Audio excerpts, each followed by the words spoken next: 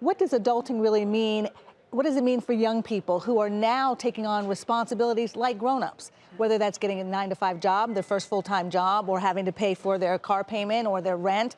These are responsibilities they're now taking on, and the progression that they're having to get to that point is what adulting is, usually for young people between 18 and 24. Well, let's talk about what that means when it comes to personal finance. What sort of skills do they need? What sort of experience do they need before they get to this position of adulting? Well, they need to really learn about how to handle their finances and where they're going to do that. There are some classes that they can take in high school, but very few high schools actually make it a requirement to take a personal finance class. Only 17 states, according to the Council for Economic Education. That's crazy. I know, it is crazy. It is helpful, though.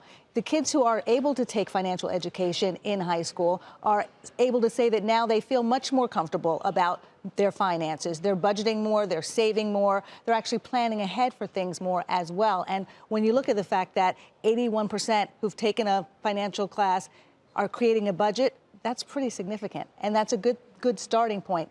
But what really needs to happen is those lessons need to be taught at home, too. Yeah. Parents have to also be the teachers for our kids and when it comes to handling their money on a daily basis. And the kids who've taken those lessons in school say they actually learn more from their parents, and they actually do very well when it comes to budgeting, saving, and saving for the long term.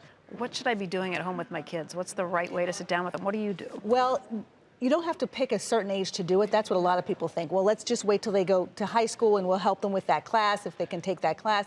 It should start as soon as they're able to come with you to the store and see how you spend money. Yeah. And you start those conversations very early on. I remember one of the early conversations I had with one of my kids about a big ticket purchase was buying a refrigerator. Oh, yeah. And we all use a refrigerator a lot. So I wanted them to know exactly how much it costs. So when we went to get one, we looked at them, we talked about the costs of those things. It helps to have those conversations all along the way and not just expect them to become adults and be able to handle money as soon as they go off to college. The money talk does not happen on that day that they get their college acceptance I know that's note. the truth, but it also is really hard to figure out, when do you tell them how much money you're making? Do you tell them that? How do you kind of dig through? I mean, there's some complicated things that are uncomfortable. There should be a happy medium. I'm on the other side. My Yeah. kids say I talk about it too much. I tell them how much things cost, how much camp costs, how much lessons cost, you know, how much they need to have in their accounts so that they can pay for their own Metro card to get to and from school.